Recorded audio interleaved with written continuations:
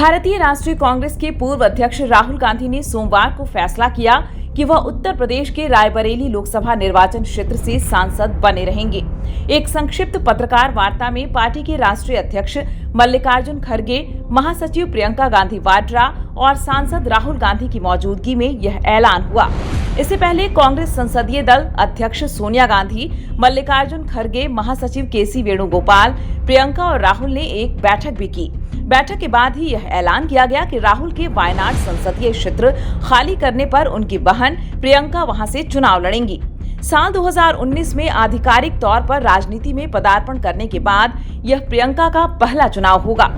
इन सब के बीच यहाँ यह जानना महत्वपूर्ण है कि वर्ष 2019 के लोकसभा चुनाव में अमेठी हारने और वायनाड जीतने वाले राहुल गांधी ने इस बार दक्षिण न जाकर उत्तर का रास्ता क्यों चुना। लोकसभा चुनाव 2024 में उत्तर प्रदेश में कांग्रेस को 6 सीटें मिली हैं, जिसमें अमेठी और रायबरेली भी शामिल है। इसके अलावा कांग्रेस ने सहारनपुर, सीतापुर, इलाहाबाद और बाराबांकी लोकसभा निर्वाचन क्षेत्र पर जीत दर्ज की है। इस चुनाव में कांग्रेस ने इंडिया अलायंस के झंडे तले समाजवादी पार्टी के साथ चुनाव लड़ा था। कांग्रेस की सहयोगी दल सपा को 37 सीटें मिली हैं। साल 2027 में यूपी विधानसभा चुनाव को ध्यान में रखते हुए राहुल गांधी का यह फैसला काफी अहम माना जा रहा है। रायबरेली चुनने के बाद एक निजी टीवी चैनल से वार्ता में राहुल गांधी ने यूपी में मिली सफलता का जिक्र करते हुए कहा कि उत्तर प्रदेश का जो रिजल्ट आया है उसने देश की राजनीति बदली है। पहले जो नफरत की राजनीति हो रही थी उसका जवाब यूपी की जनता ने दिया है। बीजेपी का अयोध्या में हारना एक सीधा मैसेज है कि जो नफरत उन्होंने फैलाई उसका जवाब यूपी और देश की जनता ने दिया है। राहुल ने कहा कि अब लड़ाई यूपी में होगी, चुनाव आ रहे हैं यूपी में।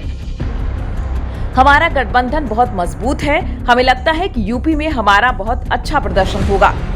इससे पहले साल 2017 में भी सपा और कांग्रेस ने साथ चुनाव लड़ा था और 114 सीटों पर चुनाव लड़ने वाली पार्टी को सिर्फ 7 सीटों से संतोष करना पड़ा था। साल 2022 के विधानसभा चुनाव में तो हाल और भी बुरा हुआ। पार्टी सिर्फ 2 सीटें जीत पाई, जबकि खुद महासचिव प्रियंका गांधी ने कमान संभाली थी। हालिया संपन्न हुए चुनावों से उत्साहित कांग्रेस के संदर्भ में माना जा रहा है कि वह साल 2027 के विधानसभा चुनाव में पूरे दमखम के साथ उतरेगी। आंकड़ों पर नजर डालें तो साल 2022 में सिर्फ 2 विधानसभा सीट जीतने वाली कांग्रेस 2024 के चुनाव के लिहाज से 40 सीटों पर आगे है। ऐसे में कांग्रेस की कोशिश है कि यह अगले 2.5 सालों के भीतर पार्टी का संगठन और मजबूत करके इस संख्या को आगामी विधानसभा चुनाव में और बढ़ा सकें। साल 2019 के लोकसभा चुनाव के नजरिए से देखें तो कांग्रेस सिर्फ 9 विधानसभा सीटों पर आगे थी। यूपी में कांग्रेस की ओर से राहुल गांधी की मौजूदगी सपा के राष्ट्रीय अध्यक्ष अखिलेश यादव के साथ अलायंस को और मजबूती देगी। इसके अलावा कांग्रेस अपने सांगठनिक आधार पर ज्यादा सीटों की मांग कर सकती है। कांग्रेस की योजना होगी कि वह जनता के बीच ज्यादा से ज्यादा पहुंचकर उन वोटों में सेंधमारी करे जिनको लेकर भारतीय जनता पार्टी और बहुजन समाज पार्टी आश्वस्त हैं। कांग्रेस की कोशिश होगी कि वह बसपा और बीजेपी के वोट बैंक को अपने अलायंस की ओर ला सके, ताकि वह सपा के साथ राज्य में सरकार बनाने का अपना 7 साल पुराना सपना 2027 में साकार कर सके। इसी लोकसभा चुनाव में विधानसभावार देखें तो बीजेपी का जनाधार खिसक कर सिर्फ 162 सीटों पर सीमित रह गया है, वहीं सपा 183 पर आगे है।